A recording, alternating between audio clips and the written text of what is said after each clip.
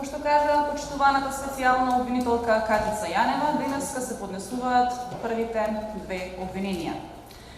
Да нема дилеми во однос на нашата надлежност, за првото обвинение, кривично-правните действија кои им се ставаат на товар на обвинетите, се поврзани со неовластеното следење на комуникациите. За второто обвинение, надлежноста на ова јавно обвинителство произлегува од содржината на прислушкуваните разговори, дел од кои се веќе и јавно објавени. Првиот предмет е од огромно значење за целокупниот мандат на ова јавно обвинителство. Се работи за уништување на документација поврзана со неовластеното прислушкување. Ова јавно обвинителство утврди дека за овој случај постојат доволен број докази од кои основано може да се очекува донесување осудителна пресуда и во таа насока до надлежниот суд поднесува обвинение. Преземајќи истражни действија во насока на обезбедување на докази за тоа кој вршел, со какви средства и зошто е вршено неовластено прислушкување во Република Македонија, покрај она што беше соопштено во предметот тврдина, ова обвинителство прибави доказен материјал и за други кривични дела, вршени со цел да се спречи откривањето токму на претходно наведеното. Кој, како и зошто прислушкувал.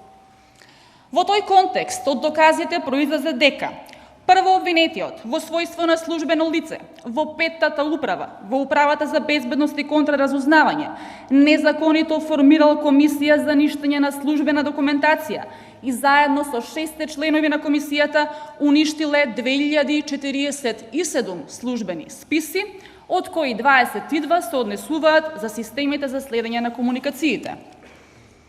Според доказите, прво обвинетиот издал устна наредба за формирање на комисија за попис и годишно ништење на материјали, иако законските и подзаконските акти не дозволуваат обвинетиот да формира таква комисија. Целта на ништењето на службената документација била да бидат уништени списите поврзани со работата на системите за следење на комуникациите, покрај уништувањето на самите системи, кое беше елаборирано во предметот тврдина. Службените лица, членови на незаконски формираната комисија, извршиле селекција и попис на сите списи за ништење. Во списите имало и класифицирани документи. Целото ништење е направено спротивно на сите законски и подзаконски акти и обвинетите службени лица, наместо да ги дадат списите во правно лице кое што е овластено за ништење на списите, без никаква процедура за ништење ги запалиле списите на локација која им била посочена од првообвинетиот. Како што наведов, уништени се и класифицирани информации без истите да бидат обезбедени согласно уредбата за административна безбедност на класифицираните информации, односно без уништувањето да биде извршено на начин кој ќе овозможи понатамошно обновување на класифицираниот материјал, а што е најважно, уништени се и списи поврзани со работењето на системите за следење на комуникациите. Од сите прибавени докази произлезе дека во действијата на 7 обвинети се содржани законските обележја на кривично дело фалсификување на службена исправа од член 361 став 2 во врска со став 1 во врска со член 22 од Кривичниот законник и обвинението е поднесено против 7 лица. Вториот предмет кој што ќе го презентираме е преземен од основното јавно обвинителство Скопје. Специјалното јавно обвинителство, како надлежно обвинителство, да гони кривични дела кои произлегуваат од содржината на незаконското следење на комуникациите, врз основа на одредбата од член 287 од Законот за кривичната постапка, ги прибави материјалите за кои е основано да ги истражува. По првичната анализа на добиениот материјал, во делот на прислушкуваните разговори, беше содржан и разговорот телефонска комуникација помеѓу двајца поранешни високи носители на извршната власт во Република Македонија, кој беше и јавно објавен. Наведената телефонска комуникација е случена на ден 1.6.2013 година во 20 часот 57 минути и 33 секунди. И истата е со времетраење од 4 минути и 4 секунди. Разговорот е воден откако веќе била закажана седница на Советот на Општина Центар со дневен ред, поништување на повеќе детални урбанистички планови, меѓу кои и ДУП-от Мал Ринг. Имајќи предвид дека од содржината на снимката врз основа на која е оформен овој предмет, произлезе со сомнение за поттикнување за извршување на кривично дело против јавниот ред и мир од насилна природа, ова јавно обвинителство презеда низа на действија и активности со цел да утврди дали содржината на снимката има своја завршница, односно дали вистински е сторено некое кривично дело на кое наведува содржината на снимката. Поради наведените причини беа прибавени голем број видеозаписи, голем број на материјални докази, а беа испитани и 20 сведоци. Некои од сведоците побараа и заштита, стравувајќи за својата безбедност и безбедноста на нивните семејства. Во овој момент, поради законската неможност, ова обвинителство самостојно да даде заштита на сведоците им се овозможува анонимност како процесна заштита, предвидена во Законот за кривичната постапка, така што нивниот идентитет ќе остане непознат. Од сите прибавени докази произлезе дека содржината на снимката навистина има свој кривично правен епилог и обвинителството основано очекува да биде донесена осудителна пресуда. Обвинението е поднесено против 14 лица за кривично дело насилство од член 386 од Кривичниот законник и тоа за 5 лица како поттикнувачи на насилството и за 9 лица како директни извршители на насилството. Од доказниот материјал произлезе дека во месец јуни 2013 година прво обвинетиот со умисла побарал, а второ обвинетиот безпоговорно прифатил и преку трето, четврто и петто обвинетиот го поттикнал дел од членството на партијата да во група од повеќе лица извршат грубо насилство спрема градоначалникот на Општина Центар и спрема советниците од советничката група на Општина Центар, но од спротивната политичка опција. Анализите кои ги направи ова јавно обвинителство на прибраниот доказен материјал упатуваат на тоа дека мотивите на прво обвинетиот за ваквото барање се чисто лукративни, заради обстојување на бизнис интересите на партискиот врв и нивните блиски бизнис партнери. Впрочем, во доказниот материјал од наша страна е доставен и уште еден разговор кој што е воден помеѓу поранешен висок носител на извршната власт, опфатен во ова обвинение, и познат македонски бизнисмен. Тој разговор е само една мала потврда за напред наведените мотиви. Оваа телефонска комуникација е случена на 13 октомври 2013 година во 22 часот, 2 минути и 49 секунди со време траење од 56 секунди.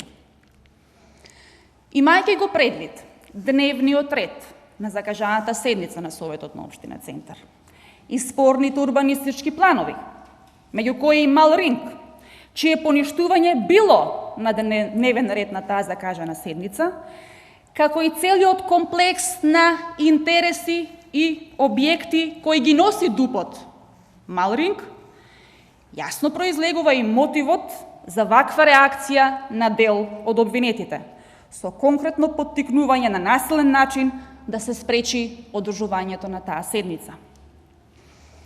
Токму затоа и е дадена наредба да преку органите на партијата, кои што се хиерархиски подредени, бидат преземени конкретни действија кои би го спречиле одржувањето на седницата, дополнително проследено со насилства.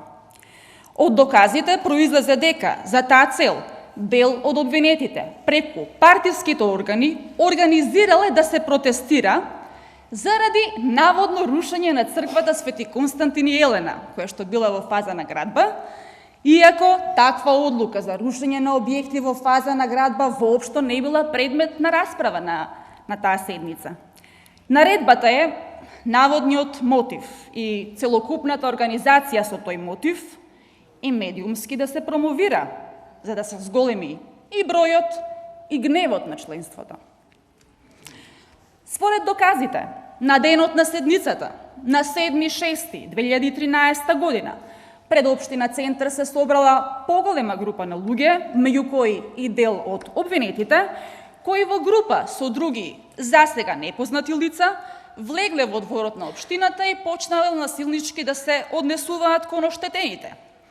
Доказите упатија дека насилничкото однесување било преку силно тропање по прозорците од бараката број 6, каде што требало да се одржи седницата на Советот, како и по целата барака, отворање на прозорите од бараката, континуирано извикување на вулгарни заканувачки зборови кон оштетените, повикувајќи градоначалникот да излезе надвор и да се соочи со нив. Навредите и заканите ќе бидат предмет само на обвинението, не и на јавно објавување со оглед на нивната содржина, која во овој случај навистина не е за презентација. Поради ваквото насилно однесување била оневозможена работата на Советот, а и заради спречување на поголеми инциденти, истата била прекината и презакажана за друг ден. На продолжението на таа седница на 10.6.2013 година пред Општина Центар повторно се собрале неколку стотици луѓе и со оглед да од безбедносни причини вратите за влез во дворот на општината биле затворени, дел од обвинетите и поголем дел од луѓето кои протестирале насилно ја скршиле кованата ограда од дворот, влегле непосредно пред бараката и почнале да фрлаат кон бараката со разни предмети, и тоа со камења, живи јајца, компири, полни пластични шишиња, како и домати во кои во внатрешноста биле ставени камења, а кои предмети им биле носени со возило. Со ваквите действија биле скршени сите прозори од бараката број 6 од Општина Центар и притоа со повреда во пределот на левото око во вид на црвенило и влегување на стакло во окото се здобило едно лице. При насилен обид за влегување во салата за седници била скршена и влезната врата од бараката преку која се стигнува до салата за седници и овој пат било упатувани истите или слични погрдни заканувачки зборови како и на 7.6.2013 година.